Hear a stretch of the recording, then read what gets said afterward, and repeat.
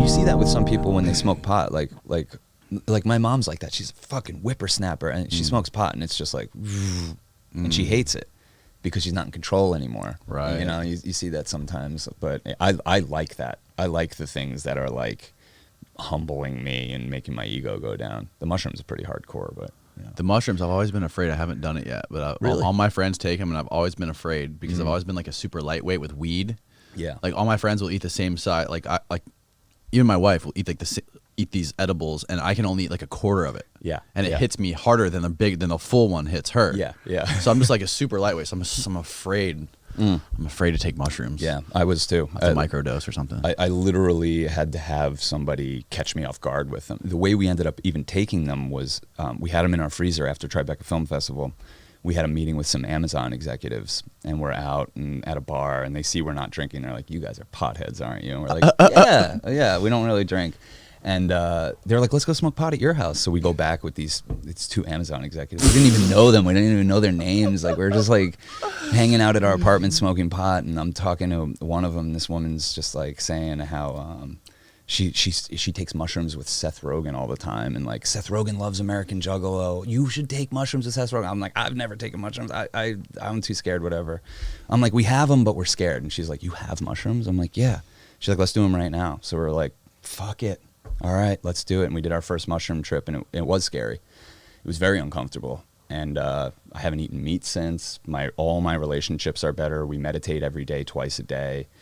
You know, we have a spiritual life. I know that word scares people. You're full-blown hippies, basically. Yeah, man. Because I grew up a punker. Like, I was into, like, crust punk. Like, I was just, like, the furthest thing. I made fun of hippies. I made fun of the Grateful Dead. And, we're so typical. We started taking this stuff and, like, grew my hair out, wearing tie-dye. We're the biggest deadheads you can imagine now. So I think it caught me off guard. It caught my ego off guard. Like, I didn't have time to be too scared about them or anything. It was just like, oh, you're all of a sudden taking these things. And I was your age. It fucking changed me. And I was like, oh, thank God, man. I was running out of... My ego was kind of backed into a corner. My ways of dealing with the world. I was like, my tools weren't as sharp, you know? Like, I was like, I need to bring a...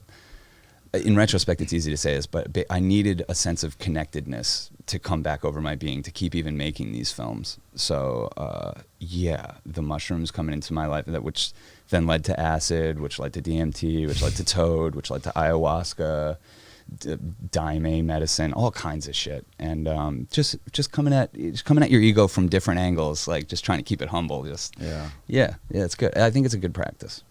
How often do you do it? Do you like micro? I know a lot of people are doing it every day, all day. Like at work, they take like a little bit, like a microdose. We don't really work, so there's no like this. When we trip, we fucking trip. And I think you go hard. Oh yeah, and I think more people should do that. There's a lot of talk of microdoses these days, but what we always end up saying is like the main problem is people not taking enough.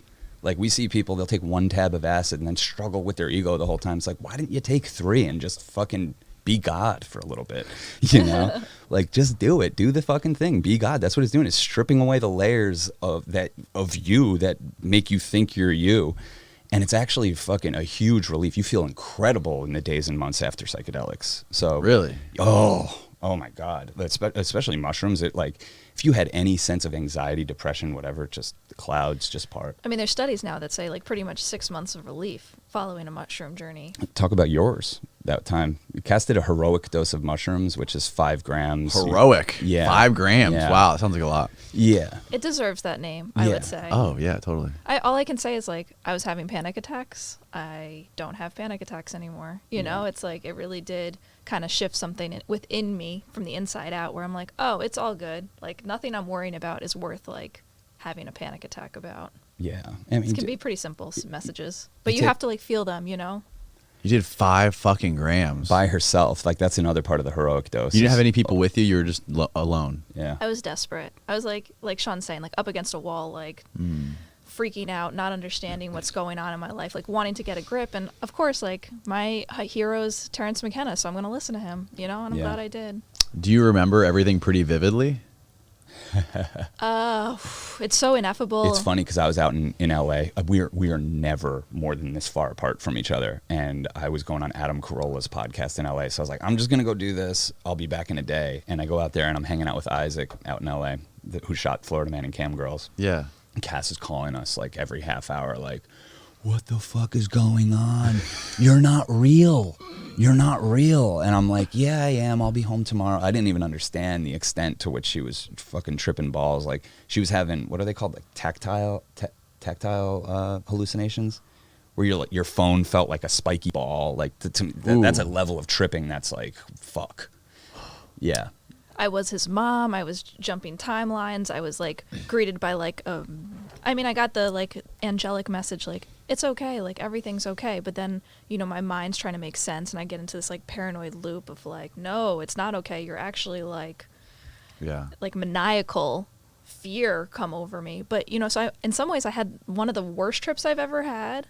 And so it's interesting to say like, oh, I had this horrible trip. Like, I was scared. I was calling Sean. I was all this like fear and paranoia, existential dread. But the truth is, it lasts like 6 hours, and then you can like feel and integrate all that fear and take that with you and be like, oh, like, I'm okay. You know, that was a feeling I went through, but I'm really okay. And it's actually, life isn't what I think it is, so let me have fun with life. And it's kind of has allowed me, psychedelics allowed me to be a little more playful with my existence, because I really did get from that message like, oh, Sean's not real. And then I was like, oh, well, love is real enough for me. Yeah. You know, so this might not be real. This might be an illusion. This might be all my sensory perception playing tricks on me. And I might not actually be where I think I am, doing what I think I'm doing. But there is something about this experience that is worth holding on to. And it's like, goes simple foundational stuff of like, love, you know? It's like so corny, but it's so true. Yeah. I mean, like the first time I smoked DMT, it was so mind-blowing and like, holy fuck, what are these colors? What are these fractals? Where am I right now? But the eeriest feeling of familiarity, where you're like, I've been here before. This seems freaky, but like, is this where I was before I was born? Like, or is this where I'm going when I die? And like, that's what I've deduced from a lot of this stuff. We're not the type of people who take a lot of psychedelics and pretend to know anything additional. I just feel more comfortable in my being and more comfortable knowing like, this is temporary. There's no way to kill or crush consciousness. It just keeps going. The cycle keeps going.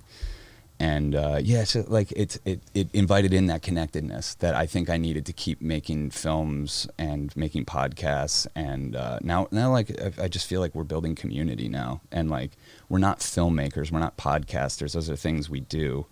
We're not even community builders. We're just hanging out. We're doing our thing. I'm not looking to wear any masks or identities or labels. I've had all the validation I could possibly need for filmmaking and all this shit. So I'm like really determined to find out what life's all about. Have you ever seen the movie Interstellar? Yeah. Yeah, of course. Like how you talked about like love, it's its own. It like transcends time and gravity. In that movie, the love is the. I went into the bookshelf. You went into the bookshelf. I was in the bookshelf. Crazy that you brought that up, because literally that's the only reference that she ever says about that trip. Is she's like, it felt like I was behind the bookshelf in Interstellar. That's what I was picturing when she was saying that. Yeah, that's a heavy one. I mean, and ayahuasca will take you right there and keep you there for 6 hours. Like one-way ticket to the shadow realm, and it's like, am I gonna make friends with my demons and realize they're not that big of a deal, or am I gonna fight them? And you know, it's all fear of death stuff that starts coming up. And if like these things teach you how to not be scared of death, so you can live, and that's why we probably trip like once a month. Yeah, I mean, life is pretty simple when you think of it as like breath play. You know, like really just. When you can bring it to the breath, and like everything else is like, I'm playing a game of running these thoughts, but when you realize like what it's all about is like following your breath and like connecting to that inner peace, the connection, you kind of have a good time even when you're having a bad time, because you're like, oh, I'm so stressed, but you can kind of have an outsider perspective on it, you know, so you're not so much as in the stress or in the fear or in the paranoia. You're like, oh, look at me being stressed. Doesn't mean I'm not going to look stressed to Sean, but it's like I have more of a sense of humor about it now. Yeah.